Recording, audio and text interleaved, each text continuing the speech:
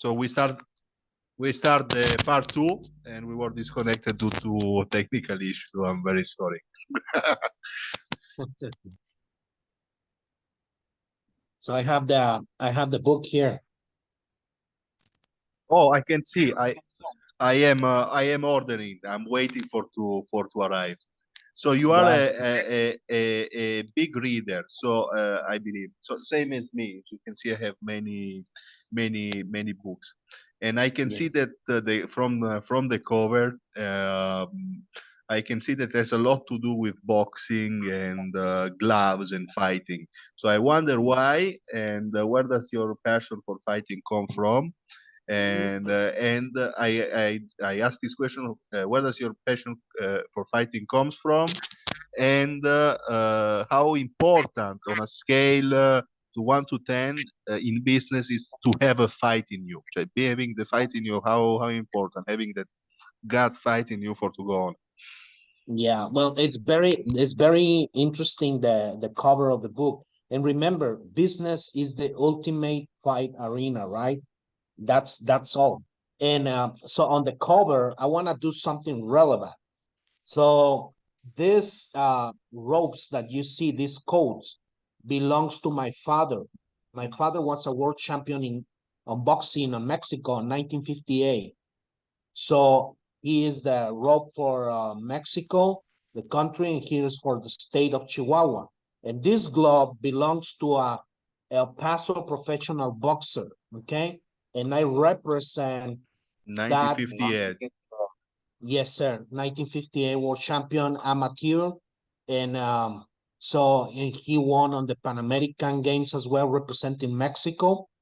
And so when I did the the research on the creative sessions about the book, the creative group say, you know what, you are very bold, very straight, very, you are a fighter, you are a born fighter like your father. Your father select the ring and you select the business arena, right? The business arena is perpetual, it's 24/7, it's a never-ending process of fighting. And if you see, there's a lot of similarities in boxing and business. It's So a I lot of I will. teamwork. Hmm. I just now started one thing that it's similar to boxing, so I think we share a passion, and I entered this journey. Since like I told you in the beginning, I was watching Joe Rogan, and he's always pushing for a Brazilian Jiu-Jitsu. So I Yes. eventually picked up. I was practicing different things. So I just picked up. I started my recent journey with Brazilian Jiu-Jitsu, which is basically wrestling. You have a lot of prese, and you are putting this other person to the ground. And I am just on this journey of evolution just now. And I want to ask you a question because one of the first things my instructor told me is that the first killer for you to grow in jiu-jitsu it's pride, having so much pride that you're not willing anymore to learn. Yeah. So I want to know what you think about pride and is it good, is it bad? A sick pride is going to fall like a I, skyrocket I, to I the lost I ground, lost right? I lost you for a minute. Can you? I think we had some interconnection. Please, can you repeat Yes. again? I'm sorry. I'm seeing So some I technical.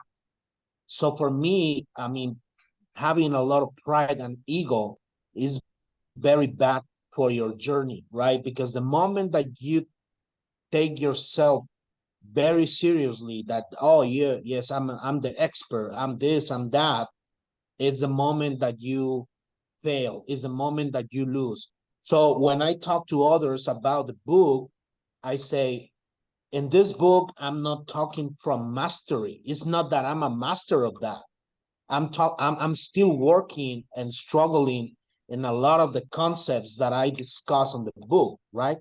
But I know we need those because that's the necessary thing that we need as an entrepreneurs. But it's not that I'm putting myself in the position that I'm the master of that. So I'm going to teach you everything about that. No, I'm with you. I'm struggling every day on those topics. But the difference is that I'm aware of that. I embrace that I need to keep growing, and I need to put attention on those topics and time and effort to keep my growth. And that's the thing of getting rid of any ego or pride or false pride, right? Especially, I like how you said false pride. Because one thing I realized, can you hear me? Is the connection well? Yeah, I can One hear you good. one thing I realized on the mat, that you immediately realize that who is really at higher level than you. For example, during my first lessons, obviously I was around lesson 4 and 5, and one very skinny, shorter person than me, man, skinnier, leaner.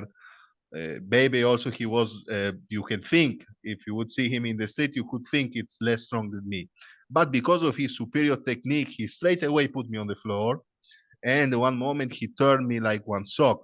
So that it's really on fake pride, and sometimes we have this tendency, that we are that we are something then we are not when you look at the reality. And I think that is especially true for so many people that obtain a certain amount of success, and then you become overconfident.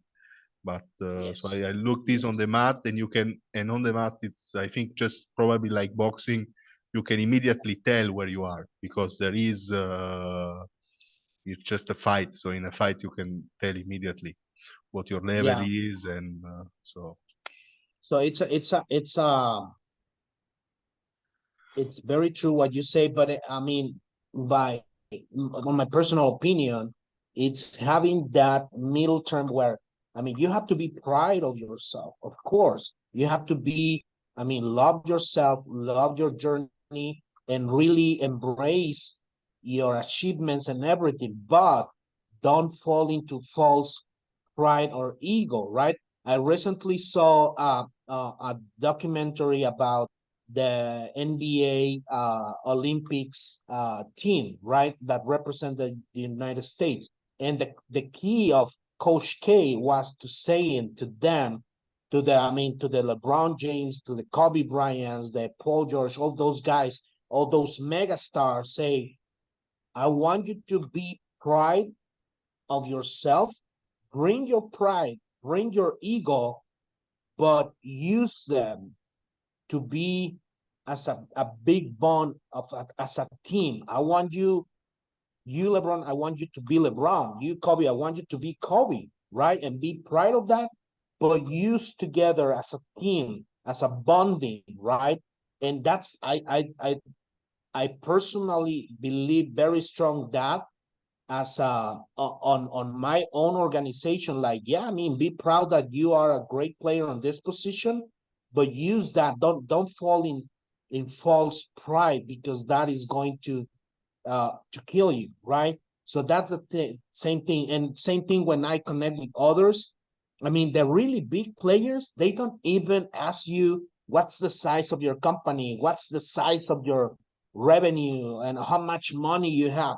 The big minds of the business, the business tycoons, they only want to focus on your conversation, on your persona, right? And what can they build with you?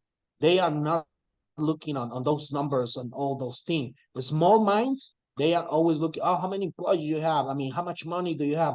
That's a small talk, right?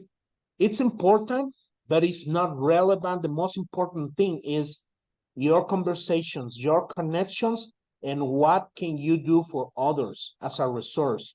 And in order to do that, you have to be, I mean, great reader, and what we just say on the part one of the podcast, right? Building yourself continuously. I mean, putting the right foundation, so that way you can have great conversations with great people that you can never imagine you can be I having can see that conversations. one thing that reoccurs speaking with you, it's always the word respect, respect, respect. It seems like you put that at Yes, the center of your conversation and kind of your your philosophy. So I appreciate yes. that, and I wonder, does that come from your father legacy, and what you think today to this moment that your father as a boxing champion, as a figure, how much you think he influenced you, and what you think you bring from him up until this Uh, day? a lot, but you know what? You don't realize that until you are older. So you really embrace, and he's no longer with us. He passed in 2007, and but now I respect a lot, and I think about the heritage that he gave me. And as a family, my mother and my father, they always taught me about education, because I was on a lower middle class in Mexico, right? I mean, struggling a lot for money, opportunities, all that. So they taught me always the best way for you to climb and to really have opportunities to create your dreams, because I was a dreamer always. So they say education, education, education, and yeah, that was correct. Education was a game changer for me. Graduating from college gave me the opportunities that I needed to create my own company, right? And it gave me a lot of tools and mindset of continuous learning. So That that's a lot of legacy from my family. Yes, that I think that's really important. If you are the privilege to have a family that gives you structure and that gives you that incentivize you and just give you the basic instruments and tools to just later on go on in life, that it's really important because it serves as a model to that you can refer to. And like you say, the more you grow older, then you can really elaborate, find time to elaborate and really understand those lessons, understand how powerful they really are, and you can track down the cause effect of these, how maybe this why it affect you, and you understand that. I believe that at the base of every success there is always a work behind, a foundation, and more often than not, many times it starts from the family and from simple things such as values and morals that they were transmitted to you at Yes, an yeah, early age. definitely. It's very important, and understanding that it's a journey.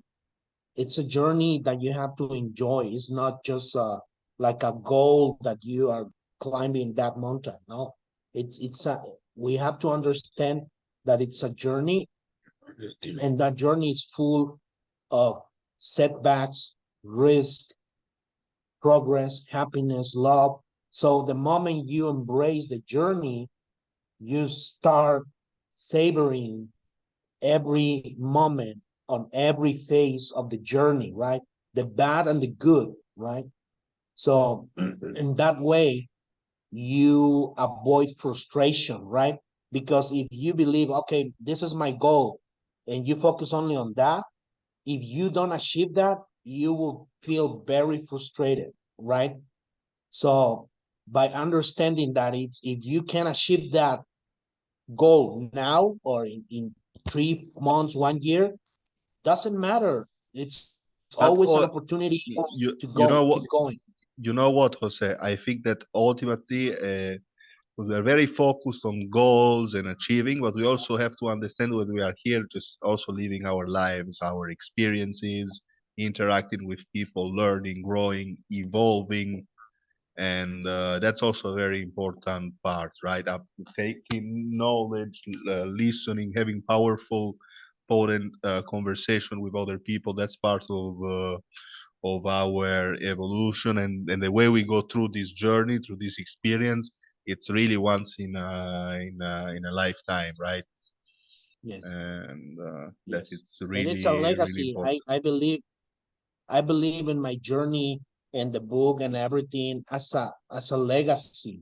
As the moment that I'm no longer here, I will be very satisfied to know that I left some legacy, that I inspire others, that I coach probably the person that is going to cure cancer or something like that. That's legacy, because otherwise, I mean, just doing a business is very small, right?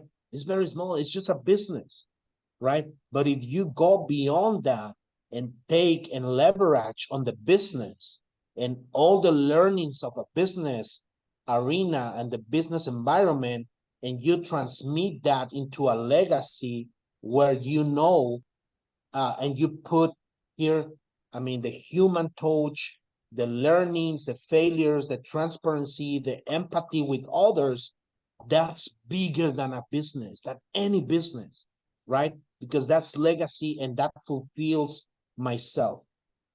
What do you think are the five or most important lesson you learned while writing your book?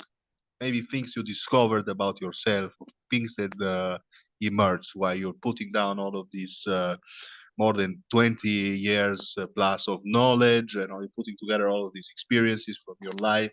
What do you think you learned and just came out that maybe wasn't obvious just a few months or years ago? I realized that am enough. I'm enough to put my knowledge on a book, that I have a lot of things to share with others, because sometimes you you suffer the imposter, right, syndrome, right? Like saying, why should I be enough to write a book? Yeah, why not? I mean, you realize that you have a lot of knowledge through those years and through those failures, that it's pure gold for others, right? I mean, reading that, and by reading the, for example, the introduction of Joe Foster about our relationship, it really fulfills to me. It make me feel authentic. It make me feel proud of that. My journey, it was something of value, right? Because big tycoons like him, they they give me the privilege to be Yeah, linked with them. what's really interesting about Joe is that he really I went through his book. I actually took it after the interview. I told Joe, listen, I don't really like to read the book before I meet the author because I want to get everything fresh. I kind of, for me, it's a discovery. I discover and then I read. In fact, I have in my library, and I am reading it slow. When he really started in a small village area part of England, and his father and uncle were always fighting, so they spent more time fighting. He went on. He started his own company, risking everything, living inside the company, and it's really interesting how he really scaled it up from a really more or less normal family. He described it middle class family with a brand that was collapsing, and he just scaled it up and built it into this great huge company. And another thing that surprised me about meeting him was the fact that he has so much energy, right? He's not the younger, he's I think 86, 87, and he still has the energy to go out there, promote his book. I think he gives, I don't know how many speeches, but I see him all of the times on his profile. He's somewhere meeting someone, promoting books, and getting involved in all of these things. So that I think it's also interesting to look up, right? Because everyone we will get old, right? But there's some Mhm. elderly people such as Joe and many other great examples that are really active in their community, really active, and that there is still to do, right? That even in an older age, you can still contribute and do a lot if you put yourself to.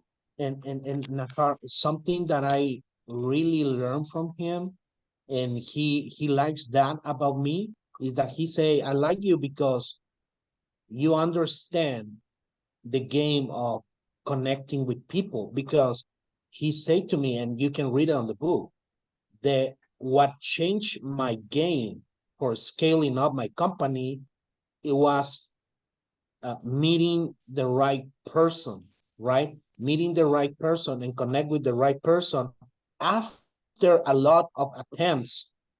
So after years of attending trade shows, like 8, 10 years attending trade shows, he finally landed with the right person and connect with the right person in the right moment. So lady luck, right? Put them together. And from there, the explosion of business of Reebok was exponential, right? So he told me, Jose, you never know when are you going to know the person that is going to take you to the another level. So always be open to connect, to say yes to conversations like what we are having here in a car. And I love it. I always say yes to know new person and to learn from others because I I believe I I love that. I love that openness and that for me as well. It's the same. Just meeting new people from new experiences and what we are doing here. That just humbleness for me. I think it's just of learning from other people's experiences. And I really like to meet people from different backgrounds, right? Because I feel it's really important. So I try as much as I can to meet people that are artists or musicians or writers that have different background experience so that we can just open up and create these connections and because you really never know who you will meet, where this knowledge or powerful connection will come from. So I'm really open to that. And just now I am open to uh, what I would like is in the future to connect with more writers and also to start to have conversation in Espanol as well with more South American people. I would like to have a deeper connection with South America because I know there is very many talented people, and yes, I am thinking maybe we can that I can evolve this podcast into having multi languages, and we can speak in different language, in Spanish, in English, and connect between yeah, different people and connect with the culture. Especially just now, I'm trying to connect with more and more writers in Italy, minority writers, and people that are doing think in the cultural spectrum as well as in the business spectrum. And I think that is really important because from artists and people that have brilliant minds, I think we can get a lot of inspiration, a lot of knowledge, a lot of understanding. That's why I like a yes, lot to speak with authors and yes, and people that have the ability to bring theoretical knowledge and put it into practice, right? yeah, Transforming that. yeah. And having these conversations, this touching these topics in Spanish is going to help a lot and to others on Latin America and also to empower them, right? To empower them that I mean, it's okay to speak in Spanish. It's okay to share all this knowledge in Spanish and or own language, right? And yeah, I'll just say it's. I mean, Latin America, it's full of huge talented people. I It's amazing. I am certain, Jose. I am start to see, especially from I think what our friend Frank from Latin leadership. I mean, I had the pleasure also to meet him, and he's always posting about Mexican art and culture and things I didn't know, and painters and authors, and so there's a lot of treasure and value of people that are doing great things in spaces such as cinema, movie making, and so many things that I think will great things that will emerge from the South American area in the future more and more. Absolutely, yeah. I mean, I love Frank Carvajal. He's a great leader for the Hispanic culture here in the United States, and I'm a good friend of him as well. And that's what we need to do. Just help others to raise the game, stay in the game, and to be aware of what we need as a business owner. Being a business owner, it's a great tool to help. It's a great tool to help. And So that's why I embrace business and I embrace being a business owner, and I take pride on that one as a tool because that give me the ways and the tools to rise others and to empower others and to discover myself as well. Yeah, that is fantastic how you put it, and it would be great if we have more young people that find the Thank you. courage to get into businesses, and if that's like really their passion, pursue it in various different fields, and that'd be great. That'd be great to we have more leaders coming out of South America in fields such as technology, research, and other areas. Now, that being said, Jose, it has been quite a long conversation. I imagine you are a busy man. As a matter of fact, I have also to go attend some some affairs, some situations I have to take care of. I would like Uh, to know on the last let's take one. a picture. Let's take a picture. Yes, fantastic. Yes, let me see.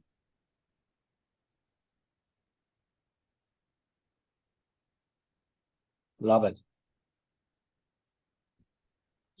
If you can take the picture and also and send it to me, will be great. Yeah, yeah, we take two. All right.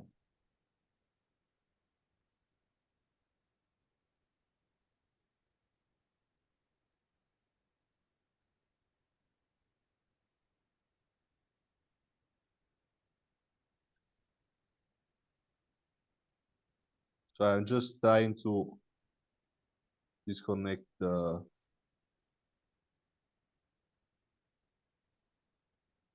flash. So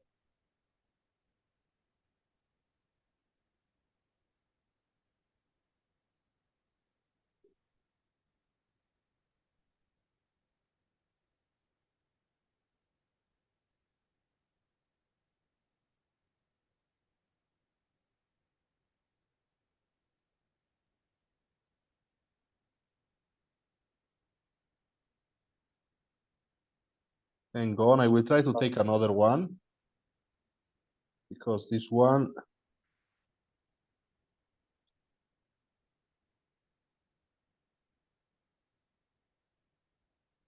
we take another one just for I pay for another one for oh that's good one with the book.